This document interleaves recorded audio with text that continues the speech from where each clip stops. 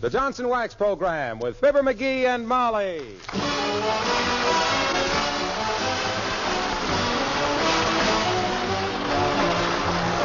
The makers of Johnson's Wax products for home and industry present Fibber McGee and Molly with Bill Thompson, Gail Gordon, Arthur Q. Bryan, and me, Harlow Wilcox. The script is by Don Quinn and Phil Leslie. Music by the Kingsmen and Billy Mills Orchestra.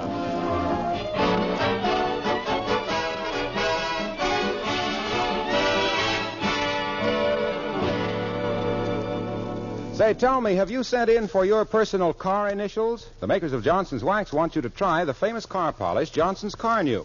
So, to listeners who buy Car New, they're sending 2 sets of personal car initials, tastefully designed in striking gold color, half an inch high. They give your car a smart personal touch. Only take a minute to apply. Let me tell you how to get your 2 sets of personal car initials. 1 set of 3 initials for each side of your car. First, buy some Johnson's Car New. Then send the sales slip or the name of the dealer from whom you bought your car new, together with a stamped, self-addressed envelope, to Fibber McGee and Molly, Racine, Wisconsin. If you live in Canada, address your request for initials to Fibber McGee and Molly, Brantford, Ontario. Print clearly which initials you want, any 3, and get your request in the mail right away for your 2 sets of handsome gold-colored decal car initials.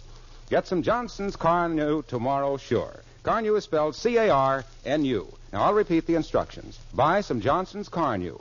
Send the sales slip or the name of the dealer from whom you bought the car new, together with a stamped, self-addressed envelope, to Fibber McGee and Molly, Racine, Wisconsin.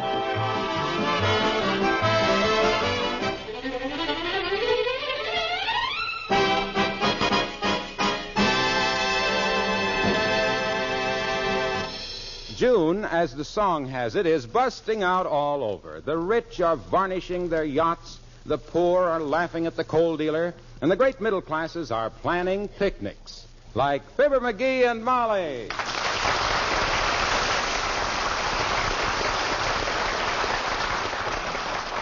Now, let me see. I have the sandwiches, the pickles, the cake, and the bananas. Did you put the root beer in the car, McGee? 3 big fat cases of it, kiddo. Nothing like a big mug full of root beer to wash down a sandwich.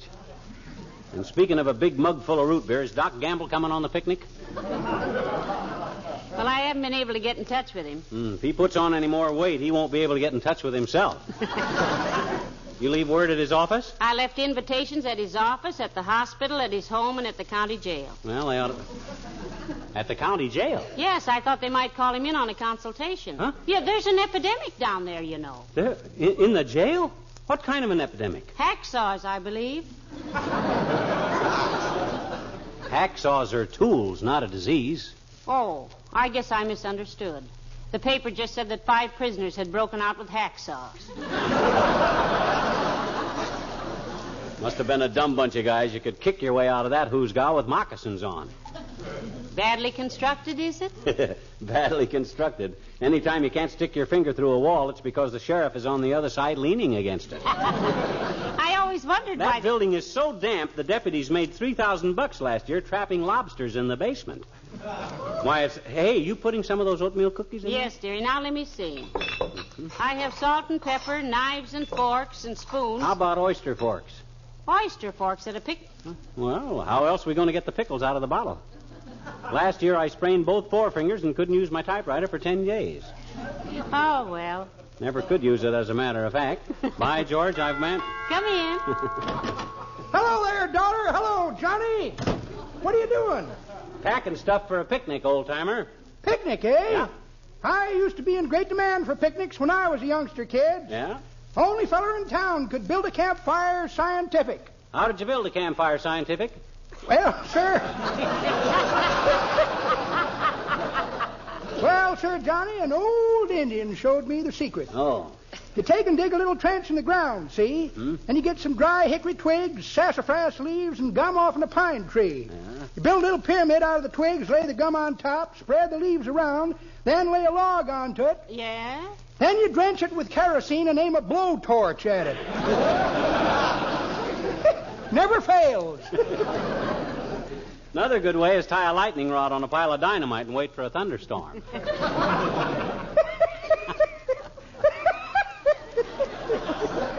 That's pretty good, Johnny. But that ain't the way I heard it. The way I heard it, night, one feller says to t'other feller, say, says, I see where England has finally decided what to do with India. Is that so, says t'other feller. What they gonna do with it? Just what everybody told them to, says the first feller. Give it back to the Indians. Well, may not be funny, kids, but it's topical. Say, would you care to come on this picnic with us, Mr. Oldtimer? No, you're sweet, daughter, but no thanks. You know what I always say?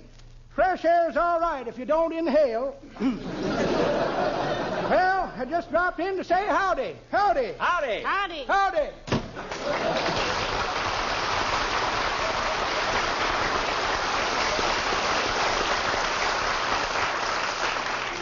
Silly, wasn't it? Sometimes... Mickey, what are you doing? I'm looking for my two-headed $half. You seen my two-headed $half anyplace? You mean that trick $half that's the same on both sides? Yeah. What do you want that for? Well, I may want to flip a coin with Wilcox to see who collects the firewood. Doggone it, I had that two-headed $half around here someplace. Come in. Oh, hello, Dr. Gamble. Hello, Molly. Hi, Splint Whittler. Good day, short, dark, and repugnant. Ooh. Thanks for inviting me to the picnic. Welcome. Looks like a very happy lunch you have there, Molly. Oh, I think there'll be plenty of everything, Doctor. And as long as you were going to be along, I tried to have a balanced meal. Deviled eggs and angel food cake. Tell me, do they have picnic tables at Dugans Lake, or do we just sit around on the broken glass? Oh, they have tables, Doctor. Are you going to swim? Yes, I think I might. Great exercise, swimming. Takes it off in the right places and puts it on in the right places.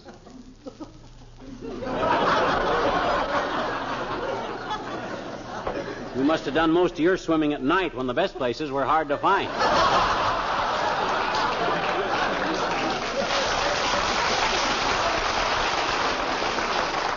McGee, don't be so insulting. That's all right, Molly. Did you ever notice that everybody at Dugans Lake gets out the fishing tackle when McGee goes swimming? They want to go after the fish while they're still laughing. What time is this picnic, by the way? 4 o'clock, Doc. I'll be there. I have a financial as well as a sentimental interest in that lake. Oh? Yeah, I dropped 3 souvenir $20 gold pieces off the dock last year, and nobody was able to recover them. I'll see you out there. 3 $20 gold pieces, eh? Doc lost them off the end of the dock, eh? Well, anything that mug can lose, I can find. Where's my swimming trunks? Now, you take it easy, dearie. You're not a very good diver, you know. For $60, I'll bring up the Lusitania. Come on, let's be the first ones at Dugans Lake. Oh, brother, I can use $60 like Brittle can use peanuts. Get your hat, kiddo. I got the basket. You grab the ant powder. Come on, let's go. We got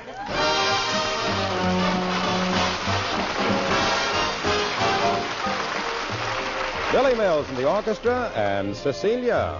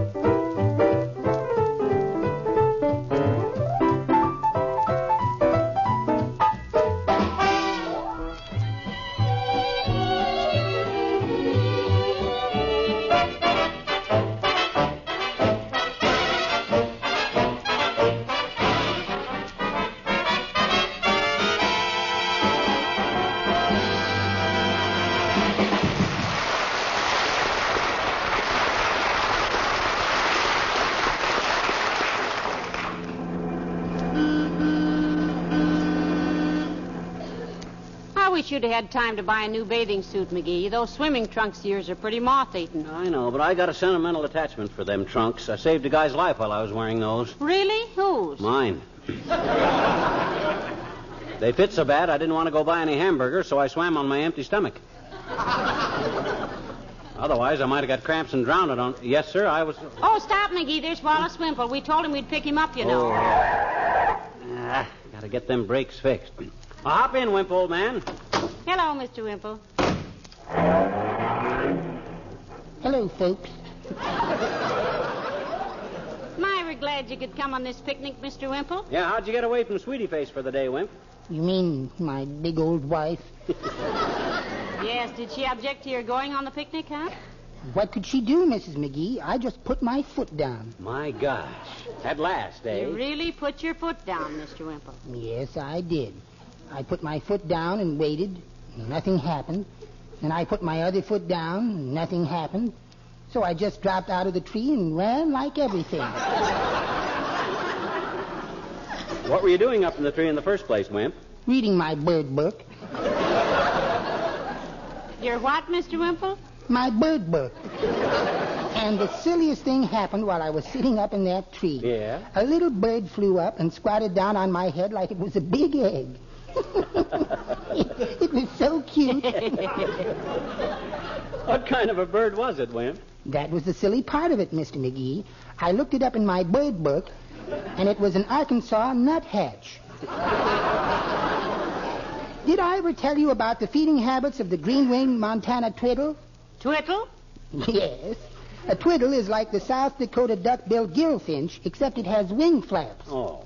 Well, during the mating season, which is from February to January, the twiddle eats nothing but radishes, and when it sings, it sounds like, pardon me, pardon me, pardon me. The female twiddle has a great big...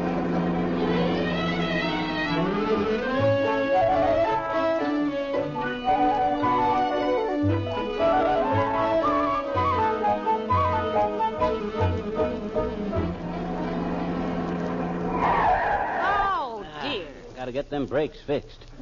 Well, here we are, Mr. Wimple. I guess we're the first ones here. You kids take the lunch over to the table. I'm going to slip my pants off in the car on account of I got my swimming trunks on underneath my pants on. You going to swim, Wimp? No, I don't think so, Mr. McGee. Oh. But if somebody will keep an eye on me, I might wade a little. I'll hang on to the end of your necktie, Mr. Wimple. Say, will you please help me with these baskets? Certainly, Mrs. McGee. I'll take this one, and you take that one. There's 3 cases of root beer in the back, Wimp. I'll be with you as soon as I take a quick plunge. My, these baskets are heavy, aren't they, Mrs. McGee? Maybe if I ate a few sandwiches out of them first. No, Mr. Wimple. Not till everybody else gets here. Here, let me help you with that stuff, Molly. Hello, Wally. Hello, Mr. Wilcox. Glad you could come. Me too. You can take this basket, Harlow. Just put it on the table over there. Oh, okay. You know, this picnic was a wonderful idea. I always think that... Where's Fibber? Well, he's in the trunk of the car putting on his back seat. What? Oh, wasn't that silly of me? He's in the back seat putting on his trunk. He wants to take a plunge before we eat. That's peculiar. When did he start feeling so athletic? I've been on picnics with him before, and he usually Hey, just here sits... I come. Watch this dive off the end of the dock. One side, everybody.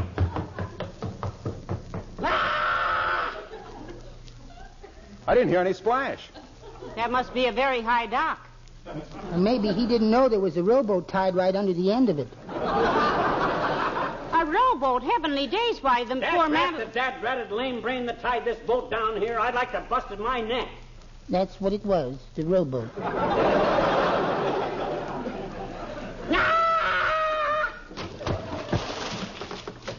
Oh, my goodness. Isn't this a wonderful day for a picnic? Can you think of anything more beautiful, Mr. Wilcox, than a lunch in the open with the blue sky overhead and the green grass underfoot? Yes. What, Harlow? Eating in an immaculate kitchen with the ceiling overhead and the gleaming Johnson's glow-coated linoleum underfoot. That's beauty to me.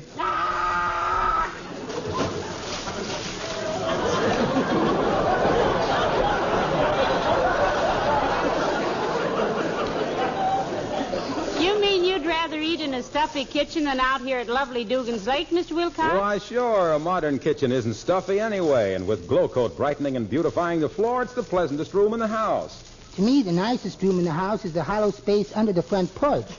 Sweetie Face can't reach me there. Why, I often tell my customers, Wallace, that serving a meal in a kitchen that has a glow-coated linoleum is a picnic. Just as informal, just as cheerful. And if you spill something, you don't have to kick dirt over it or hide it under an empty carton. You just wipe it up with a damp cloth. Yeah, but I always say that you can... Hey, did you see that last dive? Cleans a hound's tooth, huh? Let's say as clean as a glow-coated linoleum. Huh? Why, when a housewife pours a little Johnson's self-polishing glow coat out and spreads it around... Hey.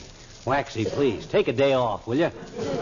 This is a picnic, not a sales conference. Well, I was just saying that... Yes, Mr. Wilcox. I'm sure Racine won't mind if you relax a few minutes. No. After all, you'll have to get used to having Fred Waring and Bill Bivens handle it this summer anyway. Ooh, goody. Fred Waring and Bill Bivens. I just love Fred's music. I wish he was on for Johnson's Wax right now. Did I say something wrong?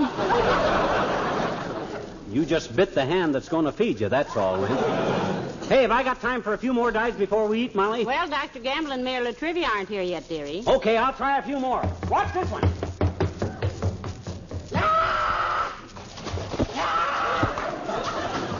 Hey, did you see that? He landed on his stomach and bounced. He certainly stays underwater a long time, doesn't he? Oh, yes. He's learned to hold his breath for 13 weeks at a time, Mr. Wimple. Options, you know. Oh, here comes Mayor Latrivia. You, Mr. Mayor, over here. Who's that with him? Oh, it's the little girl who lives across the street from you. Hello, Your Honor. Hello, Teeny. Hello, Molly. Hello, Wimple. Well, now that everybody's here but Dr. Gamble, I guess I better go start the lunch, huh? I'll help you, Molly. So will I. Stay and eat with us if you like, Teeny. There's plenty of everything. I told you you'd be invited if you walked in here with me, Teeny. I'm the Elsa Maxwell of the picnic ground. Well, gee, it does look like you need more women at this party. Oh. What's that, a big fish? That's a matter of opinion, Teeny. Mr. McGee just dove off the end of the dock. Oh, gee, this is going to be fun, I bet you. I love picnics, Mr. Honor. Not Mr. Honor, Teeny. Your Honor. My honor? No, my honor. You say Your Honor when you address me. Okay, my honor. No, look, you don't understand. The chief executive of a city is called His Honor the Mayor. Oh. Personally, I'd just as soon be called Mr. Latrivia, but custom decrees that I be spoken to as Your Honor or Mr. Mayor. You understand? Well, No. All right, I'll try to make it a little clearer. Now then, suppose you were the mayor of Wistful Vista. All right. Now, the first thing we got to do is have longer recess in the schools, I betcha. And then we got to give my teacher, Miss Yegley, a raise on account of she's so nice to little children. And then, Now, just a minute, please, Teeny. This was just a temporary appointment. Oh. Purely hypothetical, for the sake of argument. Okay, Indian giver. If you were the mayor, I'd come up to you and say, "Ah, there, good morning, Your Honor." As it is, you say the same thing to me. I can't, I betcha. Why not? It isn't morning, it's afternoon. That's beside the point. I was merely trying to...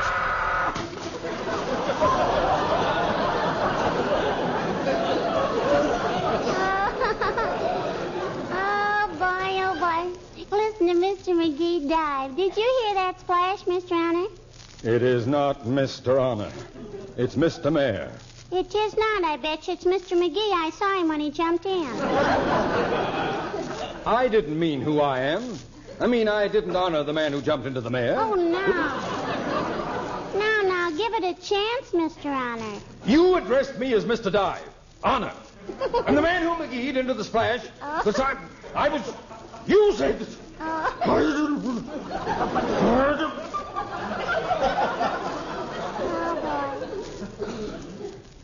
Teeny? Yes, Mr. Honor? When you grow up, if ever, you will be... Oh, wait, here comes Mr. McGee, Mr. Honor.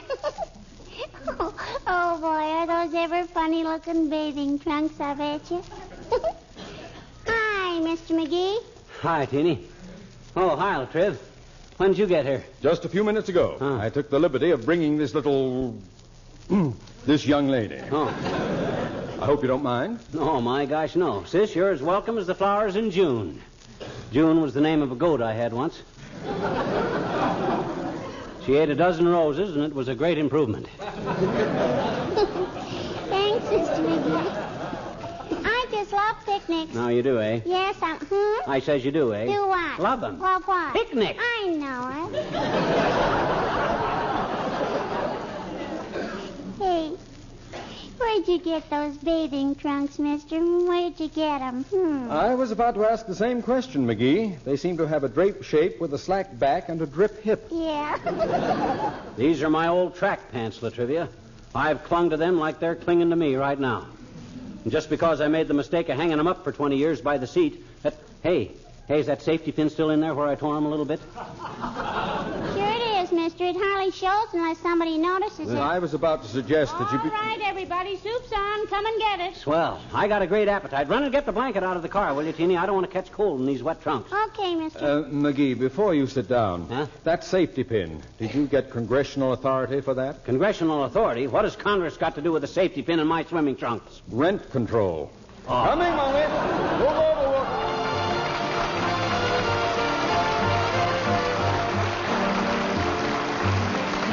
The King's Men and Oh, Eveline. Oh, Eveline, my Eveline, oh, whisper to me, honey, you'll be mine. Way down yonder in the old cornfield for you I pine. Sweeter than the honey to the honeybee. I love you, say you love me. Meet me in the shade of the old apple tree. Heavy, heavy, heavy Eveline.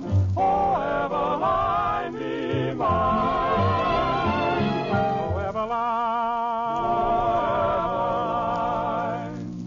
My Eveline. My Eveline. Whisper to me, honey, you'll be mine. All mine. Way down yonder in the old cornfield. For you, just for you, I pine. Sweeter than the honey to the honeybee.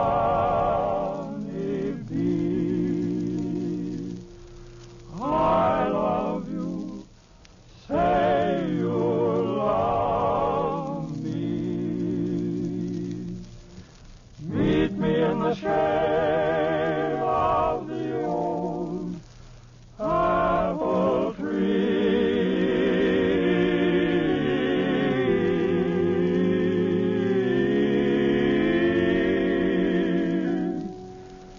Eva, Iva, over, Eva, Eva, Iva, over, Eva, Eva, Iva, over, Eveline.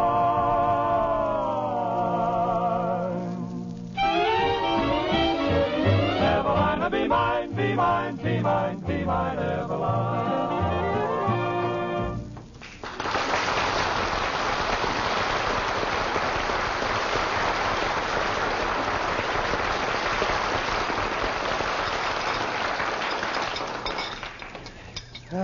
Molly, that was the best picnic supper these tired old teeth ever got together on.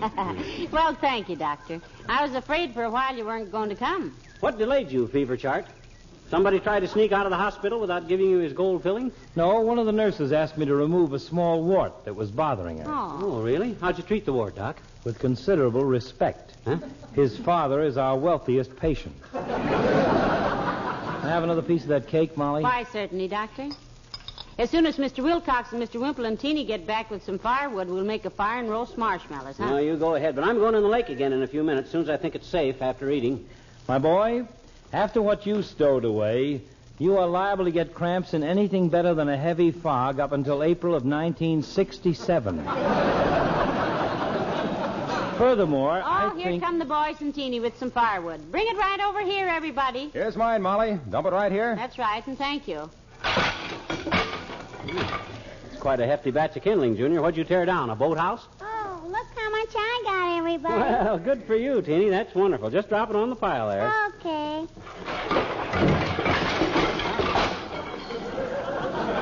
Well, now, that's what I call firewood. And cut to just the right lengths, too. Where'd you find it, Teeny? Oh, I was just lucky, I guess. There was a truck parked over there with a lot of this wood on it. Oh, I see. We better start the fire quick. Hey, where's Wimple with his wood? Here I come, Mr. McGee. Look out, everybody. I'm going to dump it. Right on the pile there, Mr. Wimple. Am I tired? Are there any more sandwiches? Sandwiches? Great Scott. He's already eaten enough to see the Turkish army through 4 campaigns. Well, if somebody will build a fire, we can roast the marshmallows. Yeah. Somebody build a fire. I'm going to take a dip in the lake. Watch this dive, everybody. Here I go.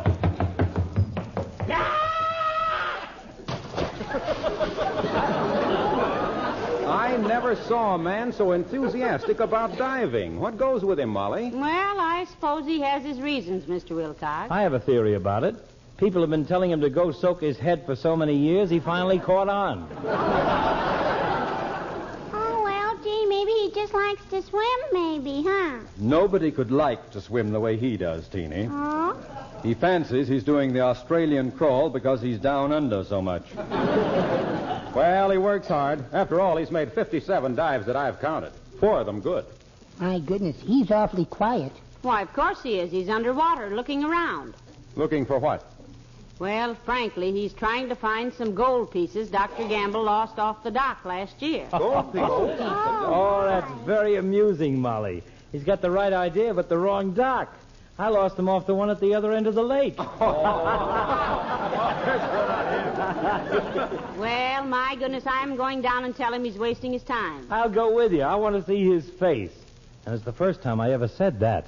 Come on. Let's go down and break the news to him and ruin his day. Ah, poor McGee, and he's been working so hard at it. McGee, dearie, where are you? I'm down here under the dock. Why? We've got news for you, Bluegill. Doc lost his gold pieces at the other end of the lake. So what? I quit looking for them gold pieces 15 minutes ago. Well, then what are you looking for, McGee? I'm looking for my swimming trunk. Oh. This is ridiculous.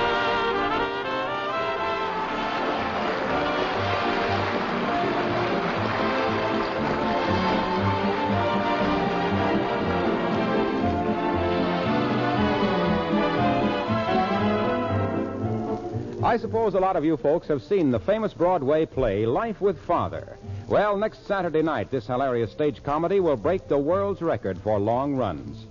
Do you know how the property manager keeps the stage furniture and settings in Life with Father bright and shining? You guessed it. He uses our old friend Johnson's wax. The property man says, boy, is Life with Father ever hard on furniture. When we're on the road, it's just as if I moved my household every few days. The only reason our set looks so well is because we treat it well. We wax it regularly with Johnson's wax.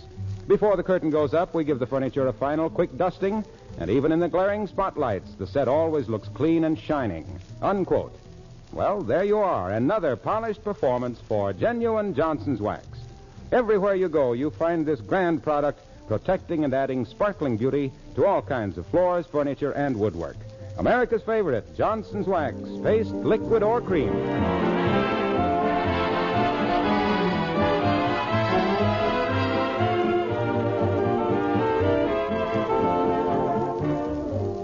Well, I think it was very kind of the boys to take you out of the lake in a blanket, McGee. Well, I could have found my trunks if they'd left me alone. I'd barely got started. You'd what got started? Barely. Mm-hmm. Huh? Oh, yeah. Good night. Good night, all.